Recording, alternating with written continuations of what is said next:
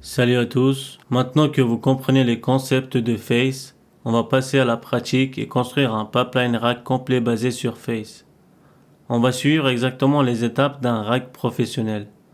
Ingestion, embeddings, index Face, récupération des passages et enfin génération de la réponse avec un LLM. Contrairement à Chroma, Face ne gère pas tout automatiquement. C'est plus brut, plus minimaliste, mais aussi beaucoup plus rapide et totalement portable. Vous allez voir que Face peut facilement devenir la base d'un assistant RAG ultra rapide, offline et capable de gérer de gros volumes de données. Alors ici, comme d'habitude, j'importe les outils dont j'ai besoin. Le loader PDF, le splitter, les embeddings OpenAI, Face comme moteur vectoriel et le LLM pour la génération. Vous remarquez que Face vient de LangChain Community Vector Store. C'est là que LangChain expose toutes les intégrations Face. On continue avec l'ingestion du document. Alors, l'étape 1 qui sera notre import. Maintenant, on passe à l'étape 2 qui est notre ingestion de documents. Et pour ça, on va utiliser notre module ingestion pdf.py. Alors, étape 2, ingestion document. Là, ce que je vais faire, je vais récupérer le code que j'avais fait dans RAG-LCL. Je vais prendre cette partie-là, voilà, ingestion PDF, et je vais lancer le même code pour charger notre PDF rapport mutuel et exécuter toute cette procédure de nettoyage, chunké, etc. PDF ingestion is not defined. Ouais, j'ai pas importé notre module from PDF ingestion import PDF ingestion. Là, ça devrait être bon. Donc, on a la même chose que dans les sections précédentes. On a un nombre de chunks chargé 207 et un aperçu pas du premier, plutôt du cinquième chunk ici. Voilà. Maintenant, on va passer à l'étape 3. Alors, l'étape 3, ce sera le cœur de notre pipeline Face. On va créer l'index Face. Création, index Face. Alors, pour ça, je vais définir embeddings est égal à OpenAI embeddings et le modèle qu'on va prendre, c'est le modèle d'habitude, texte égale texte, c'est le modèle qu'on a utilisé auparavant dans les sections précédentes, small. Ensuite, ce qu'il faut faire ici, du coup, on va construire notre index face index égale face from document. On va définir les chunks PDF et embeddings. Voilà, Face en fait génère les embeddings de tous nos chunks, puis construit automatiquement un index interne, par défaut un index flat L2, la version exacte et la plus simple. Notre PDF est maintenant transformé en base vectorielle locale. Normalement, ouais, c'est bon. Maintenant, on passe à l'étape 4 qui sera la sauvegarde de l'index Face. Contrairement à Chroma, Face n'a pas de persistance automatique. Donc si vous voulez réutiliser votre index, il faut sauvegarder manuellement. C'est ce qu'on va faire. Alors, étape 4, sauvegarde de l'index. Face index save local. Alors, on va l'appeler face mutuel index. Avec du coup .save local, j'enregistre l'index face, les vecteurs et les métadonnées. Et là, on aura un fichier portable et réutilisable. Maintenant qu'on a sauvegardé notre index face, on va voir comment le recharger depuis le disque. C'est une étape très importante parce que Face, contrairement à Chroma, ne propose pas de système de persistance automatique. Donc si vous relancez le notebook et si vous déployez votre projet ailleurs, il faut pouvoir recharger l'index proprement. Donc, on va passer à l'étape 5. L'étape 5 qui sera chargement index face. Étape 5. Ce qu'on va faire, on va mettre face index est égal à. On va utiliser face.load local pour charger l'index. Face.load local permet de restaurer toute la structure de l'index, y compris les vecteurs, l'index face lui-même, les métadonnées associées au document. La seule contrainte, c'est qu'en local, on doit activer ce paramètre. Face index, il faut mettre face mutuel index. C'est comme ça que du coup on avait renommé en fait, on avait nommé notre index. Voilà, c'est le nom de notre index. Là ici, il faudra inviter embeddings. C'est notre modèle d'embeddings. Ici, il faut mettre ce paramètre-là à true parce que face.loadLocal permet de restaurer toute la structure de l'index, y compris les vecteurs, l'index face lui-même, les métadonnées associées au document. La seule contrainte, c'est qu'en local, on doit activer ce paramètre, on doit le mettre à true. C'est une protection de LongChain contre le chargement de fichiers inconnus. Mais ici, c'est notre propre index, donc aucun risque. Une fois l'index rechargé, on peut l'utiliser exactement comme s'il venait d'être créé. Il est totalement opérationnel et prêt pour la recherche vectorielle. Alors pour rappel, Face n'a pas de serveur, l'index est juste un fichier. Regardez, il est là notre fichier, il est là notre index. Cet index est portable, tu peux l'envoyer par mail, l'embarquer dans une app, etc. Le chargement est instantané, même pour des gros volumes. C'est ce qui fait la force énorme de Face dans les systèmes offline embarqués. Maintenant que notre index Face est chargé en mémoire, on va passer à l'étape 6. Étape 6, qui serait l'étape de Retriever. C'est-à-dire un outil capable de retrouver les passages les plus pertinents dans le document. Face, à ce stade, n'est qu'un moteur de recherche vectoriel. Pour l'intégrer dans un pipeline RAG, on doit le convertir via .asRetriever. Donc, là, je vais taper le code retriever est égal à face index .asRetriever. Ici, je vais lui demander search quarks k égale à 3. Ça signifie que pour chaque question, je vais récupérer les 3 chunks les plus pertinents du PDF.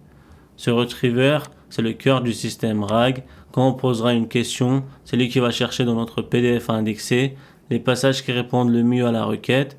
Ensuite, ces passages seront injectés dans le prompt du LLM pour produire une réponse fiable et contextualisée. J'ai oublié de mettre égal ici. Et voilà, cela a bien fonctionné. Alors, pour rappel, Retriever est l'interface standard de LongChain. Ça fonctionne avec tous les LLM. K égale à 3 est un bon compromis entre précision et cohérence. Face devient maintenant la mémoire du système. En changeant K, tu modifies la granularité de l'information. Ce Retriever peut être branché à n'importe quel pipeline LCL. Maintenant qu'on a notre Retriever, on va créer le prompt qui servirait d'interface entre les données et le modèle. Le rôle du prompt dans un pipeline RAG, c'est d'expliquer au modèle comment utiliser les informations qu'on lui fournit en entrée. Donc, ici, là, je vais taper mon prompt égale à chat prompt template from template. Donc, ici, je vais mettre mon prompt.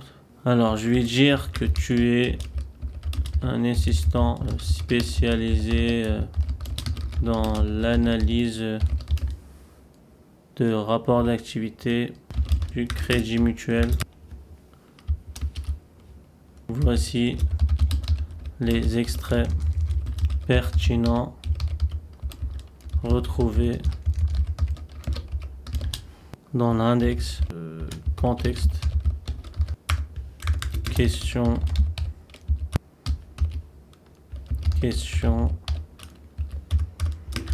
répond de manière claire, concise et uniquement à partir des extraits fournis. Si la réponse n'apparaît pas dans le document, dis-le explicitement. Voilà, ici du coup j'ai défini le contexte, les passages retrouvés par Face, la question de l'utilisateur, le message que j'envoie au modèle dit clairement voici les extraits pertinents retrouvés dans l'index, voici la question, répond uniquement à partir du document. Et ça c'est un essentiel dans un RAG, on veut que le modèle se base sur la connaissance indexée, pas sur ce qu'il imagine. Donc le prompt doit être strict pour éviter les hallucinations. From template permet d'injecter automatiquement les variables LCL. Contexte reçoit exactement ce que renvoie Face. Question permet d'isoler la requête utilisateur du reste du pipeline. Donc ce prompt fonctionne avec n'importe quel LLM, OpenAI, Grok, Mistral AI, etc. Du coup là maintenant comme d'habitude on continue. Alors ça c'était l'étape 7. Prompt. Étape 7. Maintenant on va passer à l'étape 8. On va définir notre chaîne RAG comme on le fait habituellement. Chaîne RAG LCL. Du coup,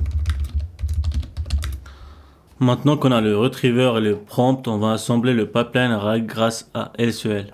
Donc ce qu'on va faire, on va copier le code LCL qu'on avait dans le RAG LCL. Donc il n'y a pas besoin de le réécrire. On copie ce code et voilà. Je vais voir s'il y a quelques modifications à faire ou pas. Alors j'ai contexte, ça on peut l'enlever. Alors j'ai question, contexte. Je vais réécrire cette partie là. Donc ici on a contexte lambda x retriever point get relevant documents x question virgule entrée. Ici on va mettre la question lambda x question virgule. Voilà, on va l'exécuter maintenant. Prompt conv is not defined. C'est pas prompt conv, c'est juste prompt. Prompt is not defined. On n'a pas exécuté la cellule de prompt. Voilà, on va réexécuter maintenant ces cellules. Et voilà, cela fonctionne bien. L'idée en fait c'était simple ici. On applique le retriever à la question. Face récupère les chunks les plus pertinents. Et on pose la question, on pose simplement la question vers le prompt.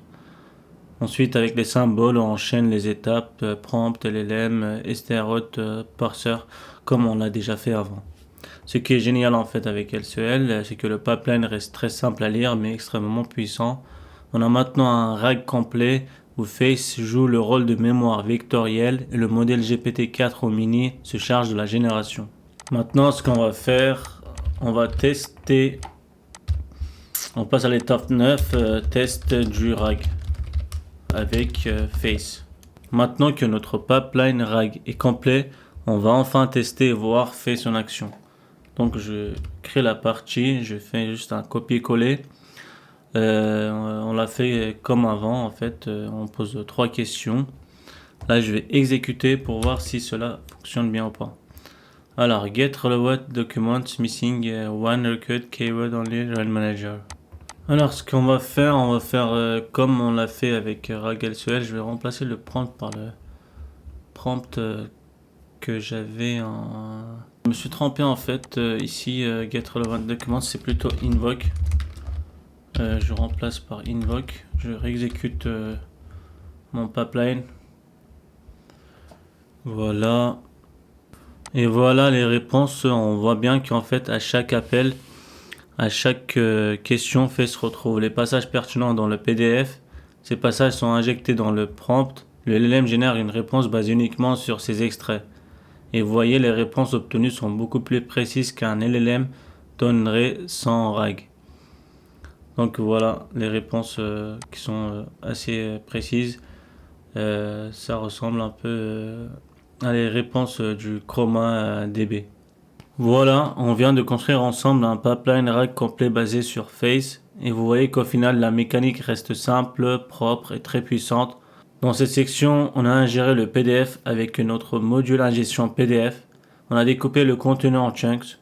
On a généré les embeddings. On a créé un index Face local. On a appris à le sauvegarder et à le recharger. On a construit un retriever performant. On a orchestré tout ça avec LCL et testé le pipeline avec plusieurs vraies questions. Le résultat, c'est un assistant offline ultra rapide et totalement portable parce que Face tient dans un seul dossier. C'est un moteur idéal pour les applications embarquées, les environnements sécurisés et tous les cas d'usage où la vitesse est un critère essentiel. Ce que vous avez ici, c'est vraiment la base d'un système RAG robuste, reproductible et suffisamment flexible pour être étendu plus tard. On pourra changer d'index, utiliser un modèle différent. Dans la prochaine section, on va aller encore plus loin. On va explorer d'autres vecteurs store et d'autres stratégies pour que vous sachiez choisir la meilleure solution en fonction du contexte. Mémoire in-memory pour prototyper, base cloud comme AstraDB ou encore Pinecone pour des environnements à grande échelle. On passe à la suite.